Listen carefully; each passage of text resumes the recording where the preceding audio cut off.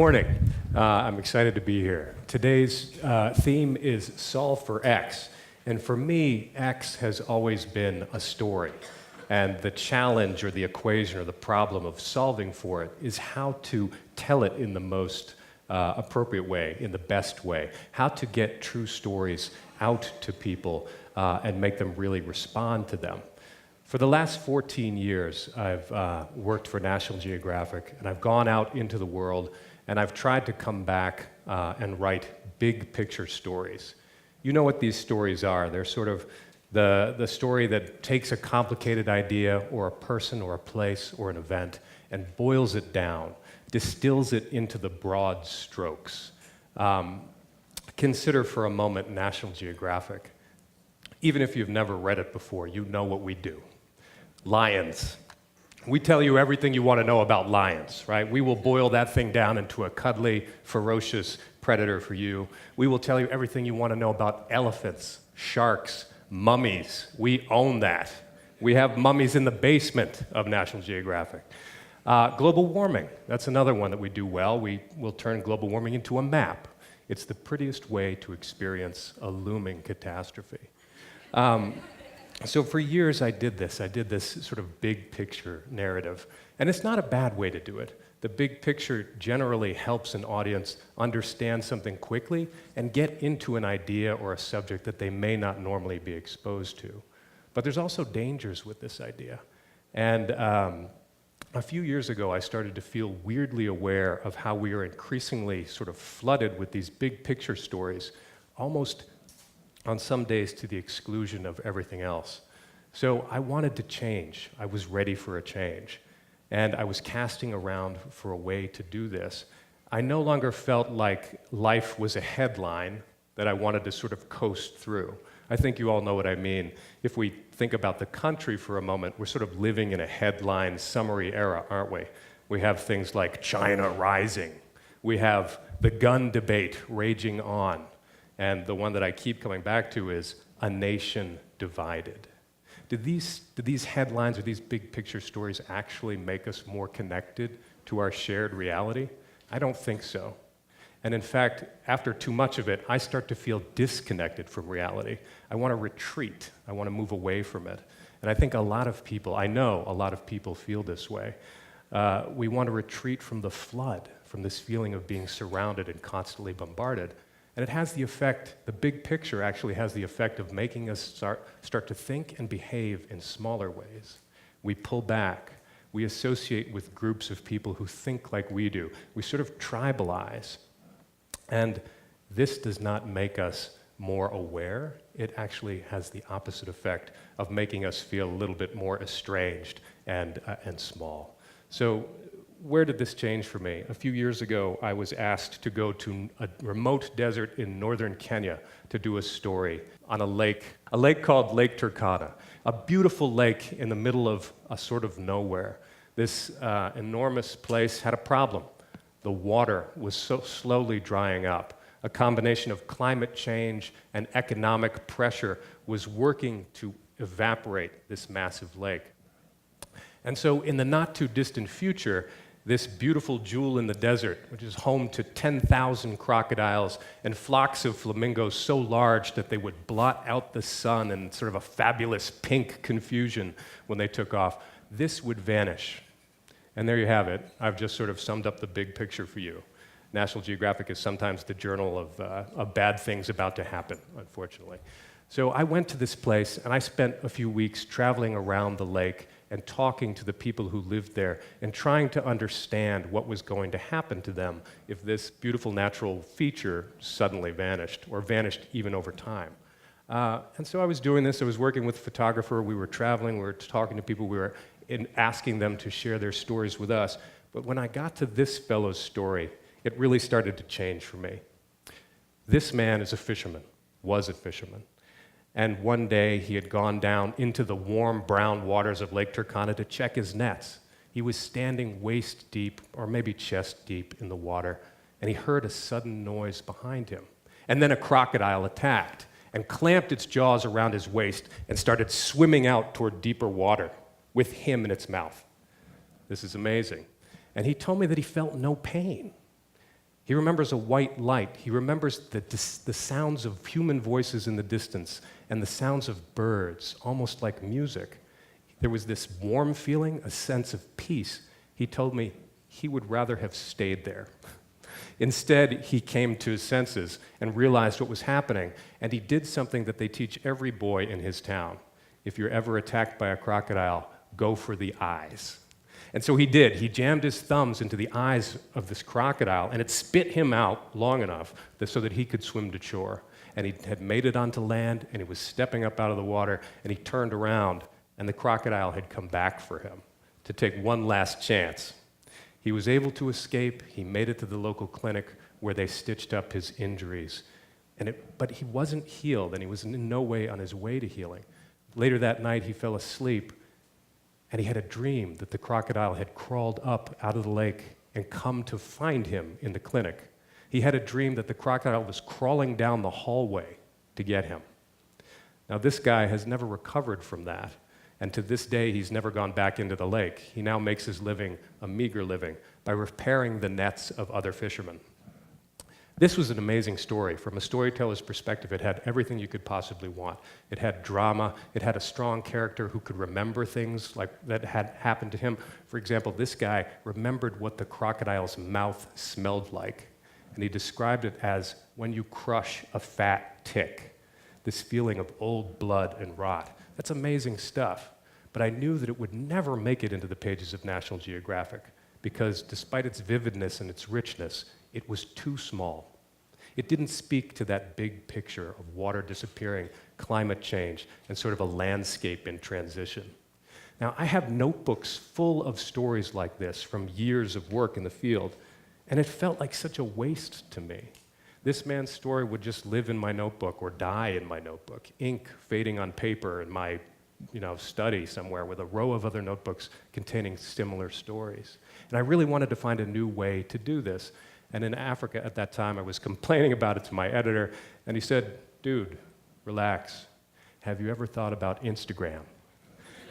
And I had not, because Instagram for me was like cats and food and Kardashians, and I was like selfies, things that I see them every day. Do I need to see more of them? But so I was grumpy enough, and I resisted, and I had never adopted Instagram. But so finally, I got myself an account, and I started to explore it. And I realized that this was an undiscovered country for storytellers like me, because here you have a very powerful thing happening. You have a photograph, and then you have a space for words. And when people see a photograph, they have this immediate reaction to it. It almost happens unconsciously. A moment is created where we can enter a story together if you do it right. And so I started to play with this. The word space is about 300 words, so that's not much, although people do complain that long captions are a problem on Instagram. But I started to cast around and look, and I realized that the Gettysburg Address is less than 300 words.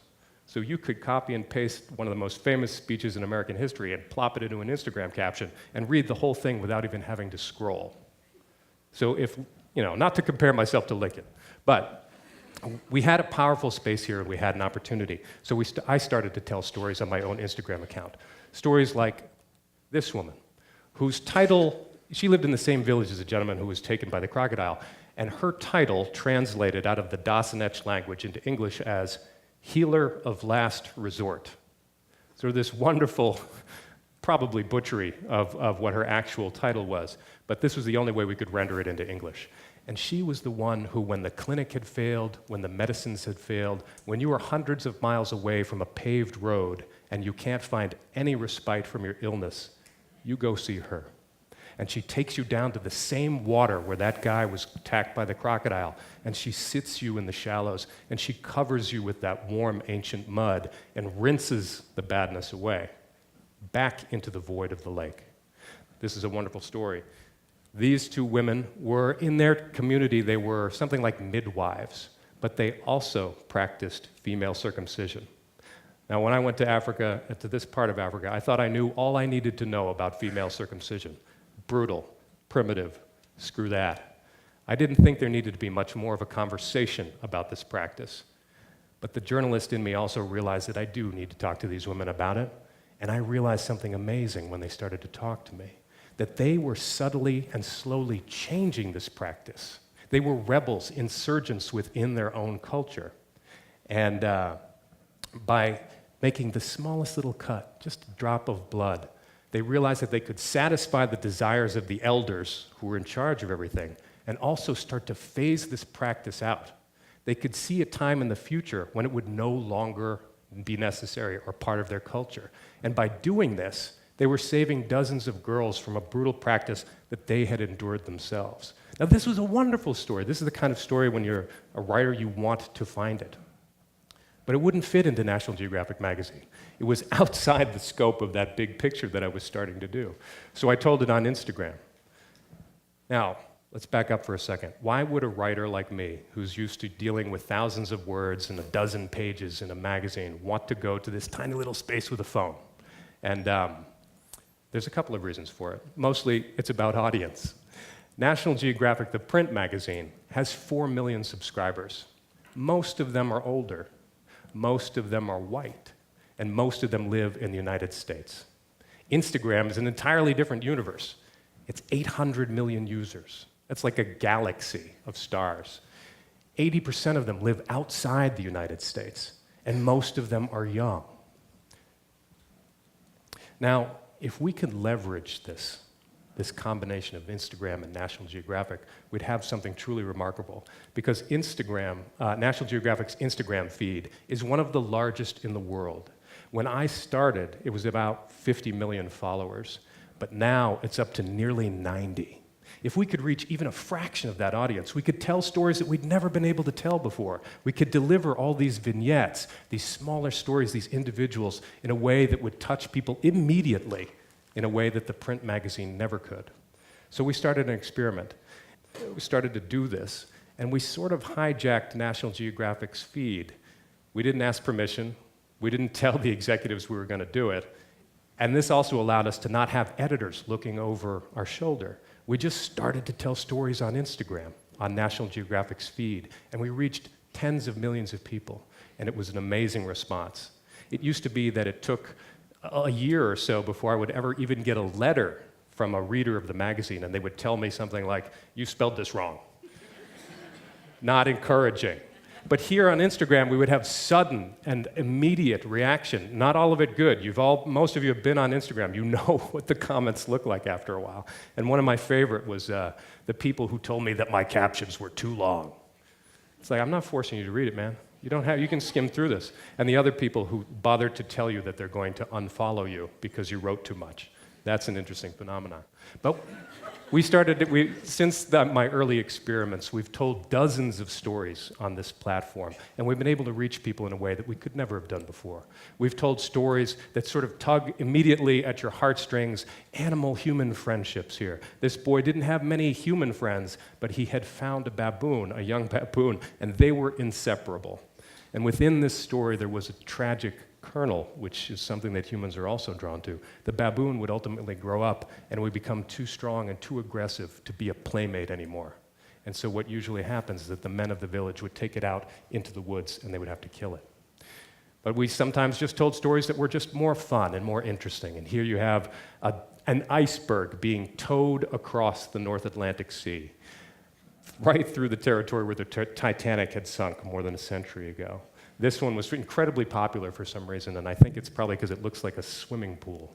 And then we had so we tried to capture wonder, we tried to capture a sense of relationships, a sense of joy and sadness, but we also tried to explore moments of empathy. And this is one of the more complicated stories and controversial ones that we ever attempted, because this is the face of the enemy.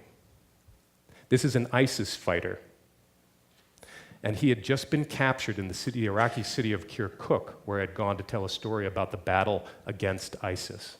This young man had been interrogated all night, and he was probably, after I interviewed him, going to be led into some back lot and shot. Because in Iraq, that's what you do with the ISIS fighters. What's the point of keeping them around? As I spoke with this young man, I sort of had this feeling, as many of us do, what do we need to talk about here? You're an evil person. You've made a bad choice. This man was 21, didn't go to college, didn't really go to high school. He had been captured, sneaking back into his city to visit his mom. Now, this created an interesting moment, because suddenly he was just a stupid kid with a mother that he wanted to go see. He had been out on the front lines for who knows how long, who knows what he had been experiencing, and he just wanted to go home and see his mother. Most of us can identify with some feeling like that, right? And most of us have probably made a really stupid mistake that we regretted. Does that mean that this guy should get our sympathy? Does it mean that he should have been killed? Those are not questions that I have to answer, but it does allow us to explore the question and think about it in a new way. So since that time, we've done, as I said, many stories on the Instagram platform, and I find that's an incredibly effective way. It's my most favorite place to try innovative stories and to try new types of storytelling. We don't do the same stuff that we would do in the National Geographic magazine. We don't do newspaper reporting. We try to do other types of telling, other types of sharing, and find other ways to open up a conversation with the audience. And let's be real about this. This is Instagram, okay? So we're not changing the world here. This is just one way to feed yourself with refreshing stories. And after all of these experiments, I've learned a few things. And one of them is that people want small stories. They want short stories that open them up to the wonder of the world and that give them some other way to react to the stream that we are constantly bombarded with. Most of you have probably felt this way. There's too much news, too much Trump, too much guns, too much violence, too much everything. It's like, I want to check out. But the small stories create a space in the stream. They give us a sense of calm, and they allow us to do a couple of things. One of them is to be more aware. We actually don't live at that big story level most of the time. We live in a dense fabric of interconnected stories that are constantly moving and shifting. This is where our lives happen, in the connections that we have with other people and with little events. This is where the wonder truly is. And if we start paying attention to this, we're more mindful, like the yoga instructors want us to be, right? There's nothing wrong with that. But we also take back a creative control over the way we react to the world. And that is what we really want. We want to experience this sense of expansiveness and connectivity to the stories that affect our lives. And what would happen if we started paying more attention to these things? We would open ourselves up to moments of wonder, and we would regain that sense of connectivity and expansiveness that we so naturally desire. Thank you.